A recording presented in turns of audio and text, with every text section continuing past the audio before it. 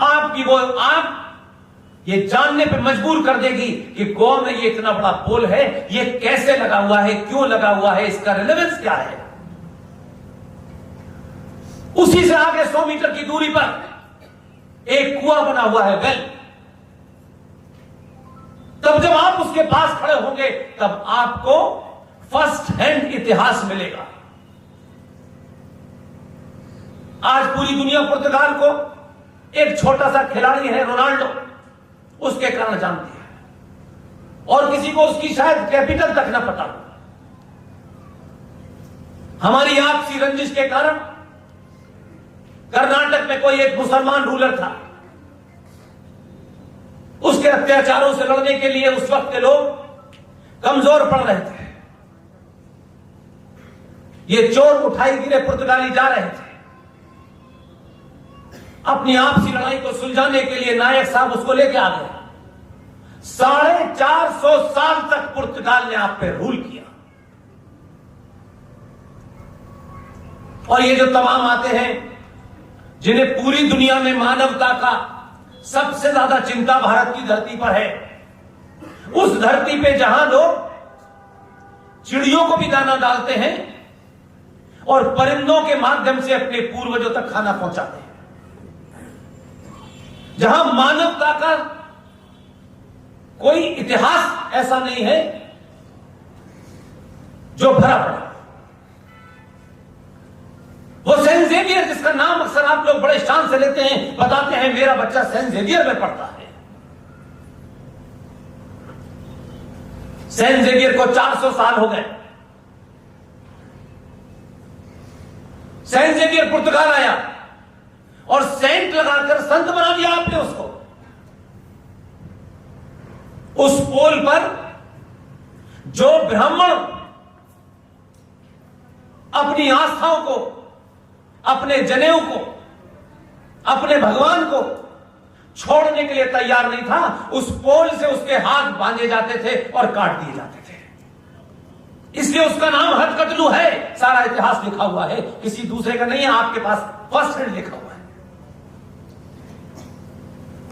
उस कुएं में हजारों सनातनी महिलाएं इसलिए कूद जाती थी कि उनके साथ अनाचार इसलिए किया जाए कि ये सनातनी न रहे और इससे पैदा होने वाली संतान सनातनी न हो।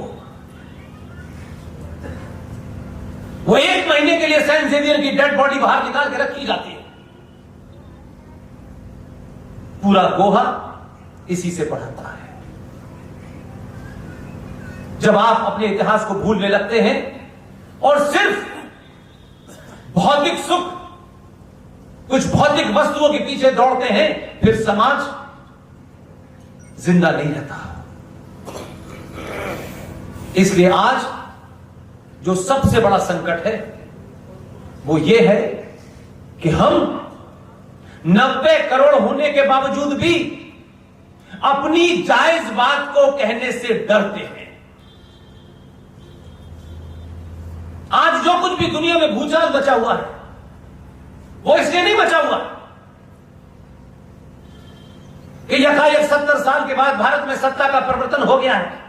नहीं, मैं नहीं मानता, कतई नहीं मानता। उनकी चिंता का विषय दूसरा है कि जो खोखला झूठा ये सिस्टम चल रहा है पूरी दुनिया में,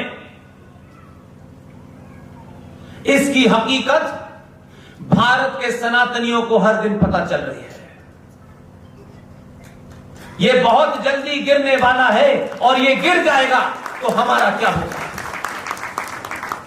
इस चिंता से दुनिया आपके ऊपर नजर रखे हुए है। इसलिए मोदी आया है, अमित शाह आया है। ये एक नाम हो सकता है, एक व्यक्ति हो सकता है। मुझसे उम्र में बड़े सारे बुजुर्ग यहां बैठे होंगे। कभी आपने सोचा कि आपने 70 सालों में सिर्फ 5 साल में एक दिन आपको काम करना होता, एक दिन। उस एक दिन में से आपको 1 घंटे के लिए इस देश की सरकार चुनने का समय आता है। सिर्फ एक दिन, आपको उस एक दिन भी बहुत सारे काम हो जाते हैं। आपको उस एक दिन भी इस बात की चिंता नहीं होती कि मैं सरकार चुनने जा रहा हूं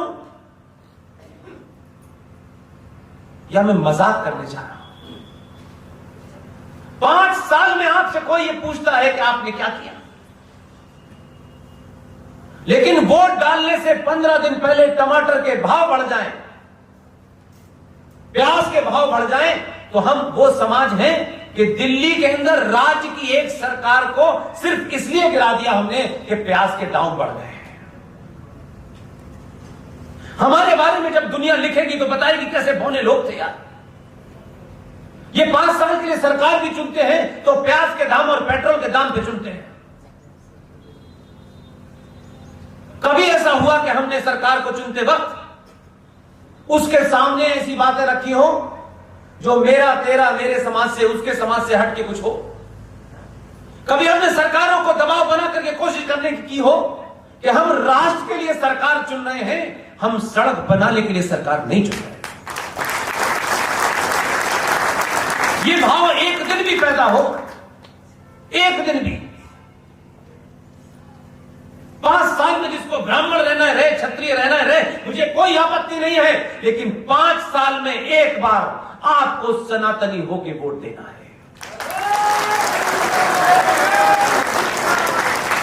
अपने बीच में से इतने बहादुर पैदा कीजिए कि इस बात की होड़ लगे कि जो पार्टी किसी दलाल को वोट दे, आपका सौदा करने वाले को वोट दे, उस पार्टी के सामने सवाल खड़ा हो जाए कि जिताने की गारंटी हमारी, लेकिन ये घटिया कैंडिडेट हम नहीं जिताएंगे। वो आपकी मर्जी को देकर कैंडिडेट तय करे। 5 घर बना करके साइकिल से कार में घूमने वाले लोग, बांग्लादेशी मुसलमानों का आधार कार्ड बना करके वोट लेने वाले लोग, म्यांमार से भागे हुए मुसलमानों का वोट लेने के लिए आधार बनाने वाले लोगों को आप बाइकआउट करिए, खुले मन से करिए।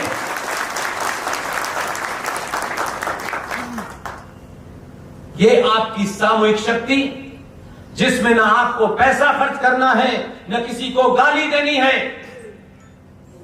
5 साल में एक बार 90 करोड़ सनातनियों की सामूहिक शक्ति का प्रदर्शन करेंगे। मैं मानता हूं कि 2014 से पहले आपने हर किस्म का फॉर्मूला अपनाया। आपको 2014 से पहले बहुत बरगलाया होगा लोगों ने। मैंने फिर कहा यह शुरुआत है, सब कुछ ये कहेंगे ये परफेक्शन पे पहुंच गया है, मैं नहीं मानता। इसको परफेक्शन पे पहुंचने के लिए अभी कई साल लगेंगे। सवाल यह है कि आपने पहली बार जीएसटी के लिए वोट नहीं दिया, बिजली पानी के लिए वोट नहीं दिया, इनकम टैक्स में कितनी छूट मिलेगी इसके लिए वोट नहीं दिया। आपने पहली बार वोट ये सोच के दिया कि हम जिसको वोट दे रहे हैं उसके पीछे वोट भी देंगे और बीच बीच में सामूहिक प्रदर्शन करके उसको यह एहसास कराते रहेंगे कि तुम 90 करोड़ हिंदुओं के वोट से प्रधानमंत्री बने हो, तुम किसी और के वोट से नहीं।